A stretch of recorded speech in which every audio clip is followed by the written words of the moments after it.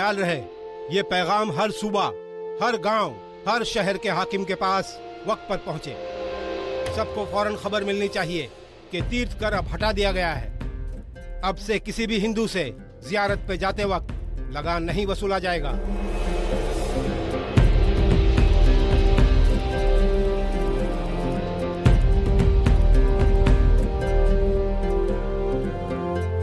सुनो सुनो सुनो, सभी गांव वालों सुनो, शहंशाह का फरमान सुनो। हर खास आवाम को, सारी आवाम को बादशाह का फरमान सुनाया जाता है कि तीर्थ कर को हटा दिया गया है। अब किसी भी हिंदू को जियारत के लिए तीर्थ कर नहीं देना होगा। इस ऐलान के बाद कोई भी तीर्थ कर वसूलता पाया गया तो उसे गुनहगार मानकर सजा दी जाएगी। हुक्म मोहर शहंशाह जलालुद्दीन मोहम्मद। शहंशाह जलालुद्दीन मोहम्मद जिंदाबाद जिंदाबाद। पूरा एपिसोड देखिए ZEE5 पर।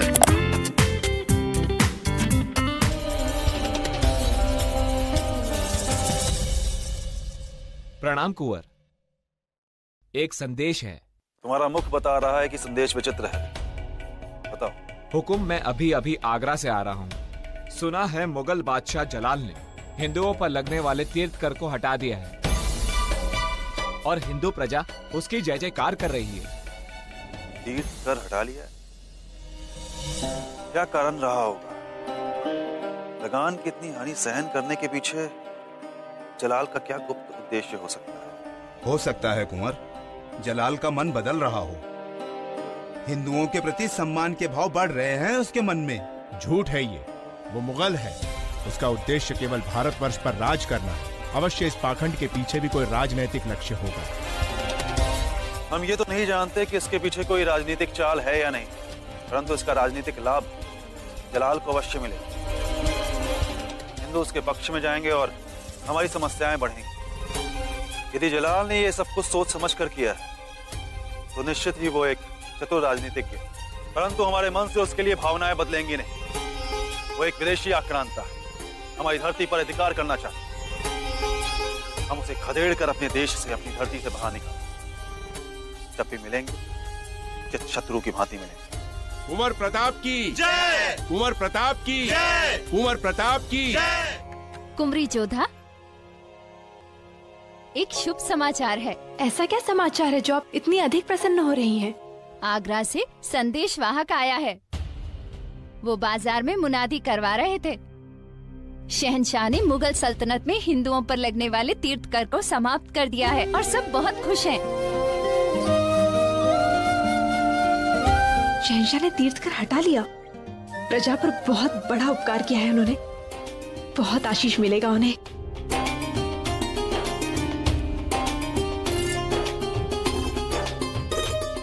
कुंवरी जोधा, अब ये धन हमें नहीं चाहिए। कृपया आप इसे किसी शुभ कार्य में लगा दीजिए। ईश्वर शहंशाह पर कृपा करे। उन्होंने बहुत बड़ा उपकार किया है जनता पर। हम तीर्थ करते समय भगवान से कामना करेंगे कि उनकी सारी इच्छा पूरी हो। शहंशाह जलालुद्दीन मोहम्मद की जय! शहंशाह जलालुद्दीन मोहम्मद की जय! शहंशाह जलालुद्दीन मोहम्मद की जय! आदाब मलिक आयाज़म। हमें आपसे जरूरी बात करनी है माहम।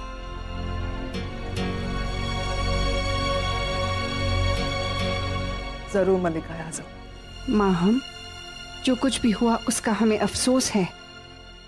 हम मानते हैं कि आपकी गलती छोटी नहीं है, पर आज तक आपने सल्तनत के लिए जो कुछ भी किया, जलाल के लिए जो कुर्बानियां दी, उसे भी भुलाया नहीं जा सकता। मलिक आज़म, हमने जो कुछ भी किया है जलाल के लिए, जलाल सब कुछ भुला चुके हैं। कभी कभार बेटा अपनी माँ से रूठ जाता है। ऐसे में माँ को जानना चाहिए कि उसे कैसे मनाना है। क्या हमें फिर से एक बार साबित करना होगा कि हम शहंशाह के खैर ख्वाह हैं? बेशक नहीं, इसकी कोई जरूरत नहीं है। जलाल सब कुछ अच्छे से जानते हैं। हमें पता है कि वो आपसे नाराज हैं, पर अब भी आपकी इज्जत करते हैं, कदर करते हैं। शायद इसीलिए उन्होंने आपको सजा नहीं दी, आपसे दूरी बढ़ा ली, पर आपको अपने ओहदे से दूर नहीं किया। सबके सामने आपकी इज्जत बनाए रखी। माहम, आपने जो कुछ भी किया उसके बाद ये होना लाजमी था। हम यहाँ आपको कोई ताना देने या इल्जाम लगाने नहीं आए हैं। गलती हुई है आपसे और अधम से भी, मगर जलाल के लिए आपकी मोहब्बत और वफादारी पर कोई शक नहीं है। हमें हर जख्म भरा जा सकता है माहम, बशर्ते कि महरम सही हो। अब ये आपको सोचना है कि जलाल को कैसे मनाना है। ये रिश्ता बना रहे, इसी में आपकी और जलाल की नेकी है।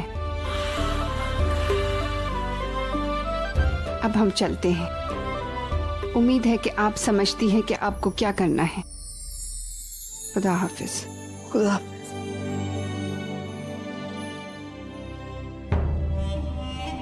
वो अच्छी तरह से जानते हैं मल्लिका राजा कि हमें क्या करना है। बहुत कर लिया हमने जलाल के लिए, अब नहीं। बहुत हक मारा है हमने अपने बेटे आदम खान का। अब सच कहे तो अब हमें कोई फर्क नहीं पड़ता कि जलाल हमारे बारे में क्या सोचते हैं, अच्छा या बुरा। बस आज से और अभी से हम जो कुछ भी करेंगे वो सिर्फ और सिर्फ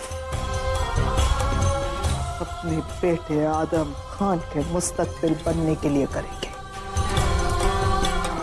आदम खान के लिए करेंगे। बापू साहब। जोधा, बहुत समय लगा दिया पूजा में। हाँ बापू साहब, दान करने में थोड़ा सा समय लग गया। भोजन का समय हो गया है, आओ बैठो।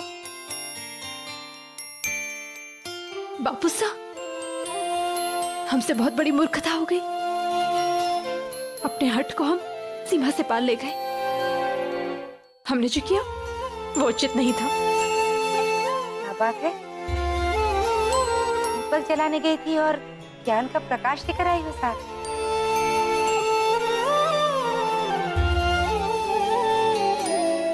जोधा, समय पर भूल का भान हो जाना ही अच्छा होता है। बापू साहब,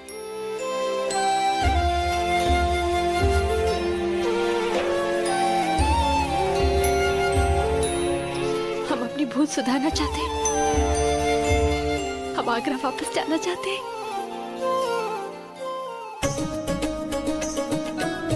सच जोधा। क्या कहा? फिर से कह। हम अपने ससुराल जाना चाहते हैं, शहंशाह के पास।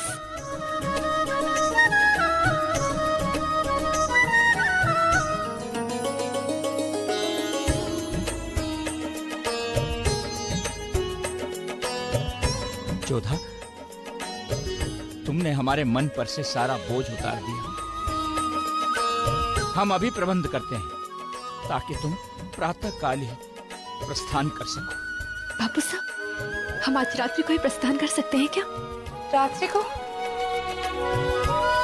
नहीं जोधा, तुम रात्रि को नहीं जाओगी। कल सुबह शुभ मुहूर्त निकालकर तुम प्रस्थान करोगी। मैनावती, अपने ही घर जाने के लिए किसी मुहूर्त की क्या आवश्यकता है? जोधा अगर लौटना चाहती है और रात्रि में लौटना चाहती है तो वो रात्रि में ही जाएगी। सुरक्षा की दृष्टि से हम उसके भाइयों को भेज देंगे। जोधा, तुम तैयारी करो और मैनावती, शहंशाह और उनके परिजनों के लिए भेंट का प्रबंध करो। अब तो भोजन कर ली। भोजन की आवश्यकता ही नहीं बची मैनावती, हम तृप्त हैं।